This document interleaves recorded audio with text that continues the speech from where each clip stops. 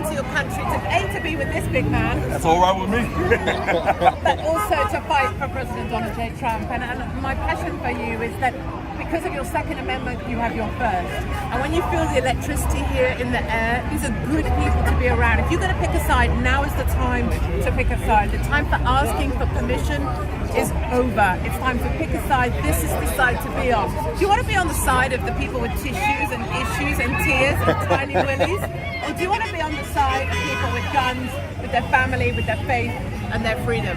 Right? I love being on the right side of history, and that's what I'm talking about. You can't beat our side right here. We actually stand for law and order. We stand for righteousness. We stand for all those things that our country was built upon. You know, the blood, sweat, and tears that our patriots, our fellow patriots back in the day, Revolutionary War, they stood upon. You know, all the different wars that we stood for America, and we got to keep those very ideologies up. But it seems like these leftists are trying to tear down the very fabric of our nation, and it's unacceptable. Okay, well, what about those people who are not on a side? They're independents. America's got 50 independents out there, right? You got people on Trump's side, you got people on Biden's side. Sir. Yes. What's the number one reason, Ms. Hopkins, why they should go onto your side and vote for Donald Trump? Because right now, it doesn't matter if you think you used to be Democrat or you used to call yourself a Republican. It doesn't matter if you used to be blue or you used to be red. None of those things matter anymore. The only question you have to ask yourself is, what is right for my family? What is right for my daughters? What is right for the people I love the most? And that's right here. That's voting for a man who's going to stand for something. Look what the other side do. They tear down, they destroy, they rip up, they spoil. What do we try and do? We try and build. We try and make things stronger. We try and give things back. Be on that side. Be on the side of people who want to make things better. Okay, what about if I say that in the last 4 years, what's the best thing that Donald Trump to say? I got to go on that side. What policy-wise has Donald Trump done that really says, okay, I got to go with Donald over Joe? Well, it's easy for me to say, but for me, I come from a country that is lost. I come from the UK. Don't become like the UK. We've fallen. I've lost my country. I don't have it. It's fallen to Islam. I have nothing left. They hunt me. They've taken my jobs, my home. They come for my children. They came for my head.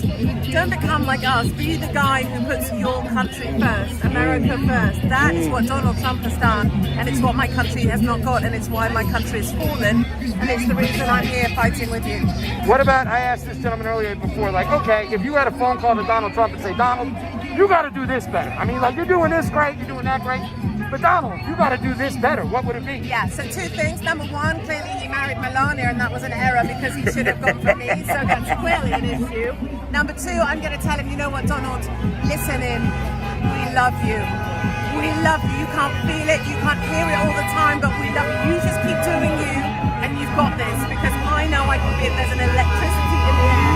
That man has got 4 more years, and I wish we could shout it louder every day. Oh, we're going to do it. We're going to shout it loud. And then, I mean, as you can see by the crowd that's been here, they are getting a good glimpse in liberal LA what it is that we're doing here and what we're standing for, who we're standing for, who we're standing behind 100%. You hear the honking as these cars go by. They are 100% on board with us. We are going to eventually turn this county, this city, this state, hopefully, back red.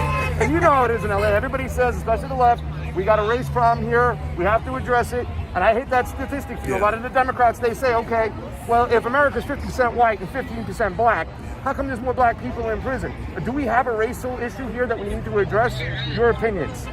For me, there isn't a racial issue, and there never was one in our time, but it was being put in there. This hate has been planted by the left because they want to use it. And I think it is a rude and shocking and insulting thing that they want to use people of color to create a race problem that we never had. Do you see any love lost between us? This is love right here. This is love right here. This is what they don't understand, is when we're all different colors. We're all different races, all different creeds, and we're all standing together on the right side of history. We're not destroying, we're not tearing down. We're uplifting, we're building people up, we're building our country up. And that's what the left doesn't understand. And we need to get them to understand it's not about race. And stop thinking with your skin color, start using this. That's what it should be about in the first place, but they can't get that through their heads because all they have is race. That's all they have to drive upon. And that's it. That's it. All right, now we all know here last time in the campaign, Donald Trump was going WikiLeaks.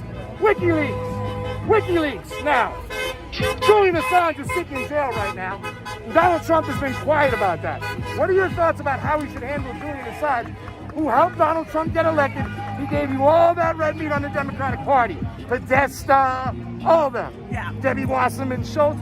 WikiLeaks said, here you go, Donald, go win the election. But now he's being a little silent. Okay, there's two people that need to be put into special medical care.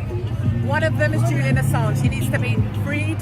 He needs to be put into medical care to be looked after. He's a very damaged man. I went to the same prison that he was in to visit Belmarsh, Tommy. right? He was opposite Tommy Robinson. I visited him there. He needs to be cared for. And the other man that needs to be cared for and put into a medical institution is Biden. He needs to be cared for as well. Two men, same caring, same love. What about Snowden, though? What about Snowden? Look, I'm not answering for all the guys on the planet. I'm just one female. Okay. I'm looking after myself. Wind your neck in. All right, last time, just tell everybody where you can find them and your last message to the people out there. My last message is take off this mask because they don't know. And come join the side that's great. I wish I could. I can't join any side. I got to be biased. I'm here. But I'm giving you guys fair media and asking you questions. Yes, that's fine. why I'm here. That's fine. And that's what we need more of. If we can have the mainstream media be more about giving out information and giving out the truth and letting other people decide what they can do with the truth. That's what it's supposed to be. So I appreciate what you're doing here. Thank you so much. Thank you so appreciate much. your time. Appreciate it. Okay, guys. Thank you very much. Thank you.